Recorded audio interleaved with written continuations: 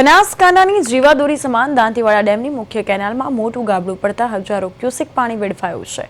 આશરે 40 મીટરથી વધુ ભાગ તૂટી પડતા આસપાસના ગામોમાં ભયનો માહોલ।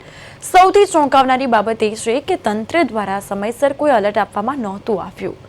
3 મહિના પહેલા કરોડોના ખર્ચે થયેલા રિપેરિંગની ગુણવત્તા હવે સવાલોના ઘેરામાં આવી ગઈ છે। અડધી રાત્રે દાંતીવાડા ડેમની મુખ્ય કેનાલમાં અચાનક ગાબડું પડતા અંદાજે 1200 ક્યુસેક જેટલું પાણી બિનજરૂરી રીતે વહેતું થયું છે અને કરોડો ક્યુસેક પાણીનો બગાડ થયો છે।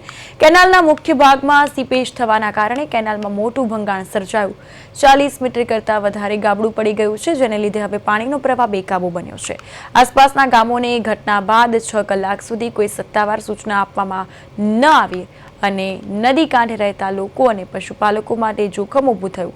સરપંચનો આરોપ છે કે પાણી છોડાતા જ તાત્કાલિક એલર્ટ આપવું જોઈતું હતું અને નદીમાં રહેલા જે લોકો પશુઓને સુરક્ષિત સ્થળે ખસેડી શકાય।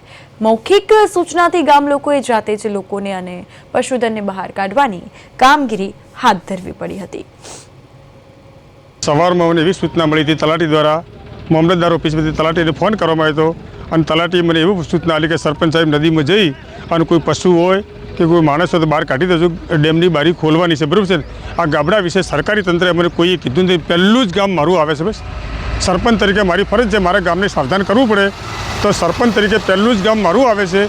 અને આટલી મોટી ડેમમાં હોનારત હતી ને તો અમને નીચાણના વિસ્તારને છે, ઠાકોરવાસ છે, સિકરિયા છે, બ્રાહ્મણવાસ છે, કોલોનીની જાણ કરી હોત ને તો અમે યોગ્ય વ્યવસ્થા કરી શકત। બસ કે આટલી બેદરકારી એમની તંત્રની કહેવાય કે એમને છે ને કે ચોકસાઈ રાખવી જોઈએ। બસ અમારું કહેવું એટલું જ છે કે નીચાણના ગામડો એટલા બધા આવેલા છે ને કે એમને ચોકસાઈ રાખવી જોઈએ।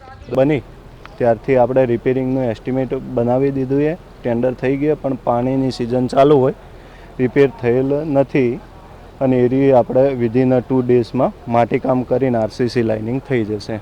આ જગ્યાએ આપણે કોઈ એવું કામગીરી અત્યાર સુધી કરેલ નથી। એનું રિપેરિંગનું કામ હવે કામગીરી શરૂ કરવાની ટેન્ડર થઈ ગયું છે। બનાસકાંઠા જિલ્લાનો જીવાદોરી ગણાતા દાંતીવાડા ડેમની અંદર ગઈ રાત્રે એક ગાબડું પડ્યું છે અને આ ગાબડું છે એ 40 મીટર કરતાં પણ વધારે છે।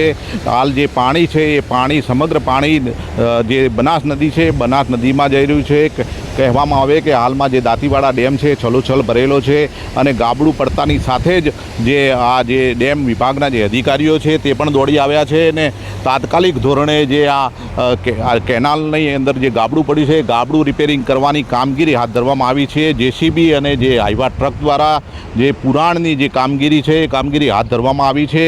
દર વર્ષે આ કેનાલ રિપેરિંગ તેમજ મેન્ટેનન્સ માટે લાખો કરોડો રૂપિયાની જે ગ્રાન્ટો આવતી હોય છે તે ગ્રાન્ટો ખરેખર આ ક્યાં વપરાતી હોય છે તેવા પણ હાલમાં સવાલો ઉઠી રહ્યા છે। આ જે ગાબડું જે જગ્યાએ પડ્યું છે ત્યાં અવારનવાર આ જે એસ્કેપ જે ગેટ છે ગેટમાંથી પાણી પણ લીકેજ થતું હતું ને જે બાદ ગઈ મોડી રાત્રે અચાનક આ ગાબડું પડ્યું છે, જેને લીધે ને હાલમાં પર સેકન્ડે લાખો ક્યુસેક પાણી નદીમાં વહી રહ્યું છે। રાજેશ રાવલ, પ્રદેશ 24 ગુજરાતી, બનાસકાંઠા।